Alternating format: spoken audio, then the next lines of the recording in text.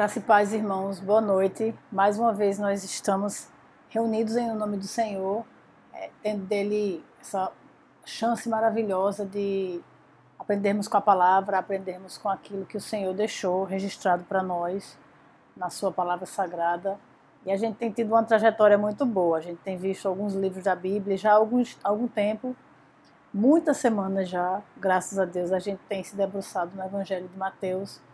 E tem sido muito gostoso ver essa explanação texto a texto, bloco a bloco, da vida do Senhor Jesus, conforme contada pelos olhos do evangelista Mateus. Tem sido muito bom, maravilhoso ver o que Cristo fez e as formas como ele agiu em tantas vidas. Hoje a gente vai acompanhar a leitura do Evangelho de Mateus no capítulo 16, do verso 24 ao verso 28. Mas antes de entrarmos na leitura propriamente dita, eu quero convidar os irmãos a orar. Vamos orar juntos, vamos invocar o nome do Senhor, para que Ele fale conosco através de sua poderosa palavra. Oremos. Senhor Deus, nós queremos te pedir, Senhor, humildemente, Deus, que nos ajude, que nos auxilie nessa noite, Senhor. Que o Senhor renove a força de cada um dos irmãos que parou um momento, Deus, para acompanhar esse estudo. Que o Senhor use, Deus, dessas palavras, por simples que sejam, a fim de renovar a fé de cada um dos irmãos, a fim de trabalhar, Deus, os conceitos do reino na minha vida, na vida de cada um dos irmãos, Deus, para que nós venhamos a crescer um pouco mais contigo, Senhor. Obrigada pelo privilégio de continuar nos ensinando a Tua palavra, Deus, e renovar a Tua misericórdia sobre nossas vidas todos os dias, Senhor. Nós te somos gratos e nós te oramos assim, em nome de Jesus. Amém. Então, irmãos, na vida sem Cristo, as obras ou as ações, quando elas são altruístas em prol de outras pessoas, elas muitas vezes, em diversas situações, elas servem, são utilizadas como se fosse uma certa base para a salvação. Elas funcionam mais ou menos como compensadores de erros ou penitências, né? Funcionam como uma forma de pagamento. Mas a gente aprende na Bíblia, em Efésios 2, 8, 9, que pela graça nós somos salvos, e que isso é feito mediante a fé, e não vem de nós, é dom de Deus, é um presente do Senhor, né? E não acontece por obras para que ninguém se glorie, para que ninguém tenha como contar vantagens. A salvação é exclusivamente através da fé. E o que acontece? Devido a um entendimento incorreto dessa passagem, as pessoas desenvolveram o costume de apregoar que Jesus ele não lança condicionais ao homem, não existem sis com Jesus, né? Afinal de contas, o que o Deus sendo tão grandioso, o que o homem poderia fazer para tocar esse coração de Deus? Como poderia ser movido à vontade do Senhor? Entretanto, quando a gente estuda a Bíblia mais profundamente, quando a gente para observar as coisas que estão no texto sagrado, a gente aprende que na vida com Cristo, as obras, embora elas não sejam salvíficas, elas são essenciais para a própria fé, elas fazem parte da fé. A própria palavra do Senhor, ela nos diz que a fé sem obras ela é morta. Então, é lógico, né, que a condicional de Jesus, já no início desse texto, ela é essencial e ela é benéfica, ela é útil para aqueles que o escutavam. Então, Mateus 16, a partir do verso 4, o texto nos diz assim, o Senhor Jesus falando, diz assim: Então disse Jesus a seus discípulos: Se alguém quer vir após mim, a si mesmo se negue, tome a sua cruz e siga-me. Jesus já inicia logo lançando aos seus essa condicional, esse se, mostrando que não é apenas uma questão de querer. Existe necessidade de provar esse querer através de ações, através de atitudes. A gente tem que ter uma fé que seja operosa, ter uma vontade que seja operosa. E a ação que Jesus fala, né, o provar esse querer por meio de uma ação, é justamente uma ação muito desafiante, uma ação muito difícil. A analogia que Jesus escolhe, ela é chocante, eu acredito, claro, que foi de propósito. Jesus opta por usar como analogia o meio mais conhecido e temido de tortura daquela época, que era justamente a morte de cruz. Ele sabia que seria a morte que ele enfrentaria. Jesus diz: Você quer vir após mim? Quer me seguir? Então tudo bem, se é sincero, negue-se a si mesmo, tome a sua cruz e aí sim, você me segue. E percebam que é de início, É o primeiro ato. Antes de seguir a Cristo, você assume a sua cruz. Nega a si mesmo e abraça para si essa cruz para poder seguir ao Senhor Jesus. E o texto continua no verso 25 dizendo o seguinte: portanto, quem quiser salvar a sua vida, perdê-la-á, e quem perder a sua vida por minha causa, achá-la-á. E na sequência, Jesus já apresenta como resultado não bônus, não ganhos, não vantagens, como é comumente oferecido hoje em dia, pelo nome dele. As pessoas frequentemente vêm a Cristo por conta daquilo que Cristo pode oferecer e não do próprio Cristo, mas Jesus não apresenta como resultado isso. Ele apresenta como resultado de segui-lo uma palavra que remete para a gente algo que não é fácil de pensar, algo que não é fácil de nos adaptar a, que é a própria perda. Né? Quem quiser salvar a sua vida, perdê-la-á. Há de abrir mão dela, né? Para poder seguir a Cristo. Isso deve nos levar a pensar. Né?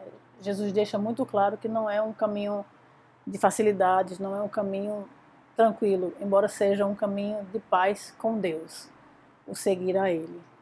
O verso 16, o Senhor nos diz: pois que aproveitará o homem se ganhar o mundo inteiro e perder a sua alma? Ou que dará o homem em troca da sua alma? Jesus segue as afirmações que ele tem feito até agora fazendo duas perguntas. Que aproveitará o homem se ganhar o mundo inteiro, mas perder a sua alma?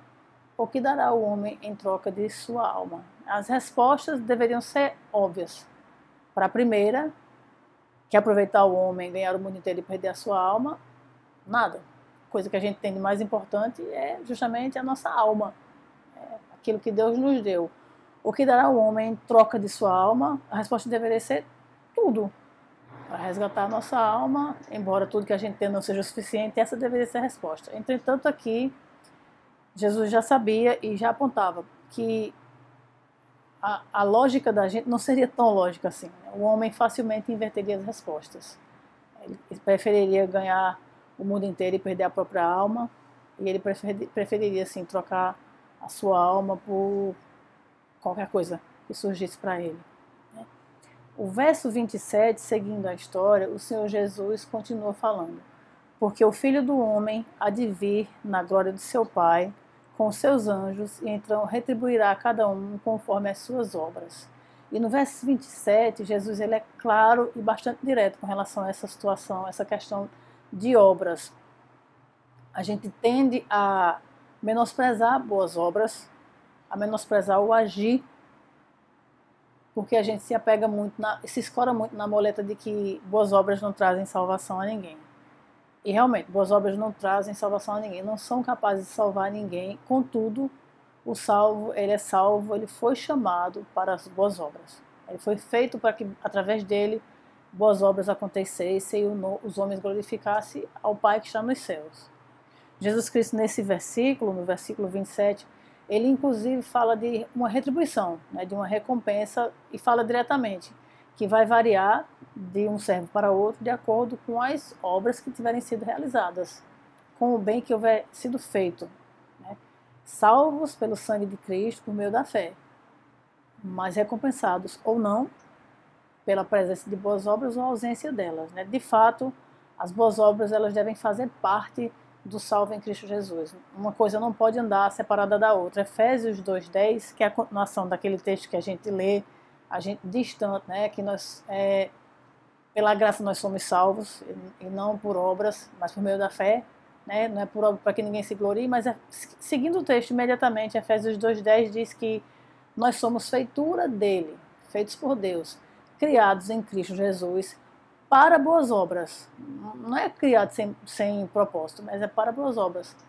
E o texto ainda continua, as quais Deus de antemão, antes de tudo, já preparou para que nós andássemos nelas. Então a gente não pode andar de qualquer jeito, nem se esquecer de realizar boas obras, porque através delas a gente glorifica o nome do Senhor e a nossa fé se torna viva e operante.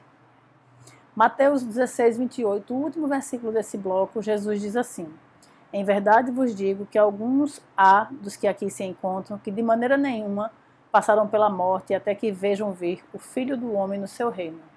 E no fim, esse versículo parece uma palavra desconexa. Pode ter soado, inclusive, desconexa para os discípulos de Cristo, para aqueles que ouviam essa declaração de Jesus naquele momento. Mas 6 dias depois, tudo isso faria sentido, né? Seria quando ele realmente instituiria o seu reino de uma maneira mais óbvia, né?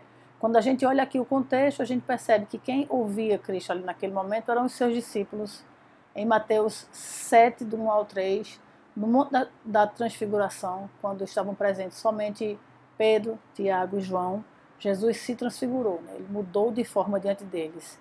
Ali, os discípulos tiveram um vislumbre, uma antevisão daquele que seria a exaltação futura, gloriosa do Senhor Jesus, quando ele viesse realmente no seu reino, né? Podemos, então, resumir esse texto de hoje da seguinte maneira. Primeiro, estando em Cristo, não há lugar para o eu. Ele já começa esse texto dizendo, tome sua cruz e siga-me. Então é essa a minha postura, eu tenho que tomar a minha cruz e segui-la. Abrir mão de mim mesmo, optar por aquilo que ele me oferece, que é uma cruz, e priorizá-lo, segui-lo, né, a todo custo.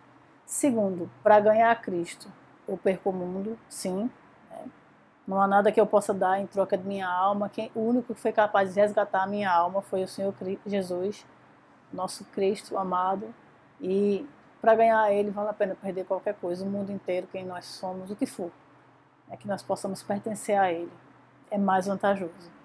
Terceiro, eu serei sim avaliado como um servo bom ou mau, de acordo com aquilo que eu apresentar na volta do Senhor, né?